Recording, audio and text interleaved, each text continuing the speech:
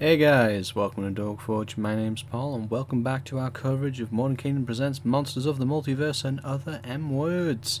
So, this time we'll be taking a look at the Hobgoblin, one of the races that has received probably one of the more drastic overhauls compared to their original portrayal published in Volo's Guide to Monsters, and one of the more drastic changes to art, as you're about to see right now. So getting straight to the point. This is a Hobgoblin Bard, I assume. It's a little interesting that they decided to go this way with the Hobgoblin art. I feel like they're trying to really take a sharp right turn from the original depiction of Hobgoblins as rigidly militaristic, very harsh. And so what we get is a big smiling bard. Lots of bright colours, but they're still wearing armour, and their loot is an axe.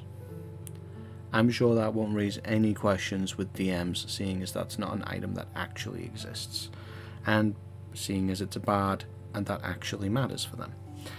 But enough of that, moving on. So, getting into how things have changed. So you have the boilerplate stuff, the stuff that has changed for everybody. First of all, the ability score increases have changed to +2 and +1 of your choice, or 3 +1s of your choice, instead of a +2 constitution and a +1 intelligence. This is quite a shift, as originally the Hobgoblin was a very niche race, primarily used for wizards looking for armor, or perhaps some form of artificer. Languages have become one of your choice that you and the DM agree is suitable for the campaign and common, instead of common and goblin. And then your height, weight, lifespan, you're more like a human. So getting into brass tacks, this is a humanoid medium, speed is still 30 feet and you still get 60 feet of dark vision. Nothing has changed here so far. The big change overall for the goblinoids is this: Fey ancestry. All goblinoids now are being really shoehorned into the descended from Fey thing to make them more whimsical and less scary and traditionally antagonistic, I guess. Or to look for a difference to separate the antagonistic goblins from the good goblins.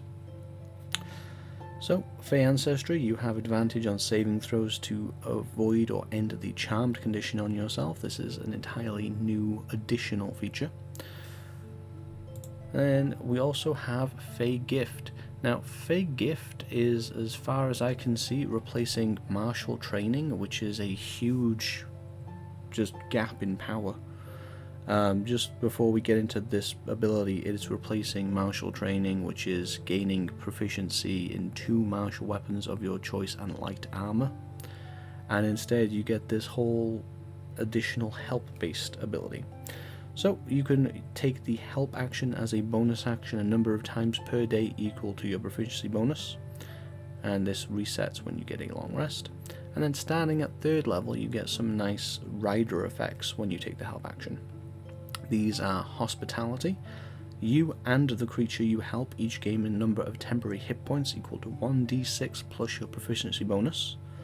That's quite nice. 1d6 plus proficiency does give some room for scaling, and the d6, although a little bit swingy, is going to actually make it more substantial. Next one is Passage. You and the creature you help each increase your walking speeds by 10 feet until the start of your next turn. This can be very good for retreating, or particularly good if you have skirmishers in the party. And finally, Spite. And whereas the first 2 were more helping out your companions, this is more turning it on the enemy. Until the start of your next turn, the first time the creature you help hits a target with an attack roll, that target has disadvantage on the next attack roll it makes within the next minute. That is a very kludgily worded ability that I think is going to... It's just a big chain to follow that I think will confuse some newer players. In terms of how it is power-wise, I think it's pretty good. disadvantage on the next attack roll. This is really going to be most useful when you are fighting creatures that have perhaps fewer attacks but hit harder, or perhaps attacks that have more nasty connotations to them, like the Bone Devil's poison damage from its tail stinger, or a Bearded Devil's infernal wounds. Overall, Fey Gift is a pretty good ability. I will point out here that it is still just the normal help action you are taking. That means that if you want to help somebody in combat, so they are more likely to hit with advantage, then you're still going to have to be next to the creature. This is not like the Mastermind where you're adding range to help on top of it. I think these are overall very useful benefits. I naturally gravitate personally towards hospitality. Temporary hit points are always great, and it's the most beneficial one to choose when you're helping somebody outside of combat. So if you're helping somebody with a stealth roll or helping somebody pick a lock, you can just top up with some temp HP, just in preparation.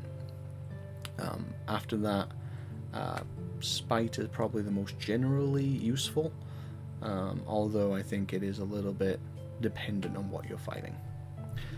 Finally, we have Fortune from the Many, which is a replacement for Saving Face. If you miss with an attack roll or fail an ability check or a saving throw, you can draw on the Bonds of Reciprocity. Yes, because we needed other words in a similar vein to proficiency for me to say. You gain a bonus to the roll equal to the number of allies you can see within 30 feet of you, maximum of +3.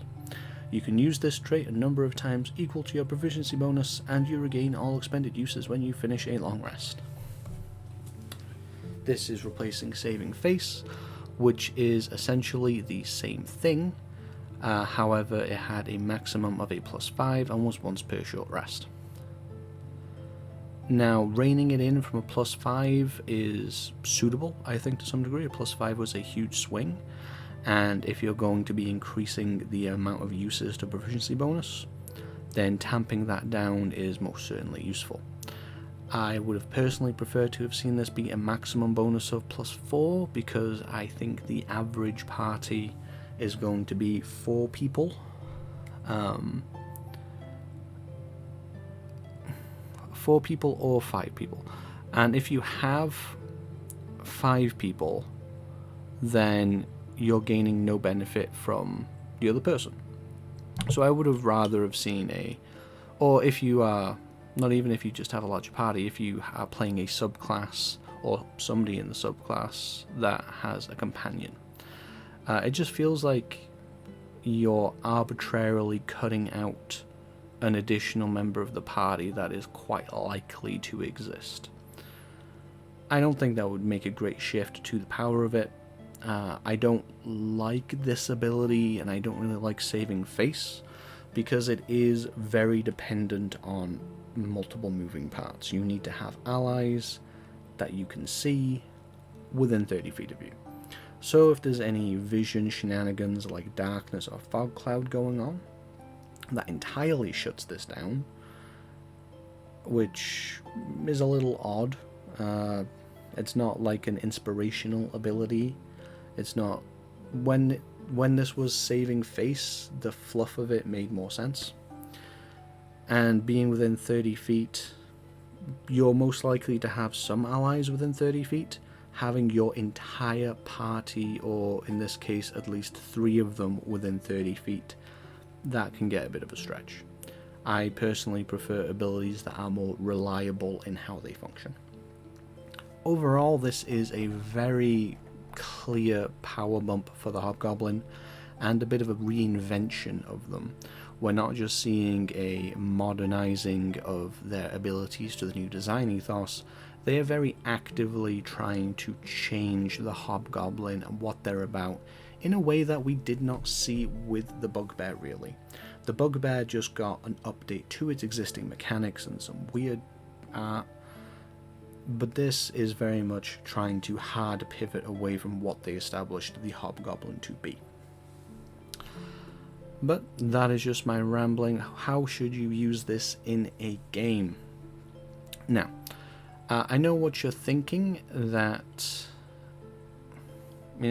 well, you could take Bard. I don't like the idea of using this as a Bard. You're gaining an ability that is bonus action heavy on a class that has a core class feature that will use your bonus action a lot of the time with Bardic Inspiration, and has access to bonus action spells like Healing Word.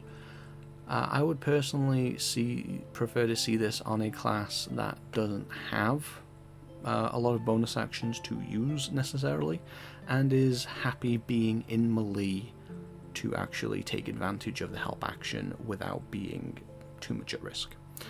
So to that extent, I think that this would work really well on a fighter.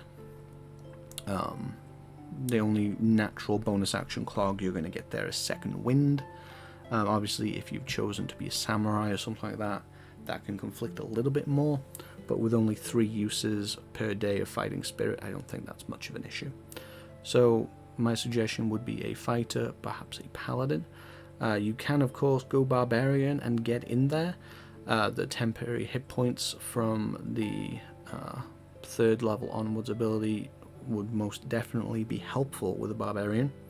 It would just be worth bearing in mind that the first turn is where you might want to dump some of these abilities on, and that really just does conflict with rage. But that's what I think. What do you think about the new Hobgoblin? Do you like the new direction that they're taking? Do you like the new abilities? Do you prefer the original version? And this, I think, primarily brings up a new design shift that we're seeing that we have not really touched so far in the video series covering this, and that is that a big reason to take the Hobgoblin previously was to grab weapons and light armor. That was a big use for using them on a wizard or sorcerer or something like that, and that is a niche that they had that has now been completely eradicated. What do you think about that? Let us know in the comments down below. Are you looking forward to playing one? Have you already played one? Like this video if you enjoyed it, subscribe if you haven't already, and until next time, I've been Paul, and I'll see you next time at the Forge.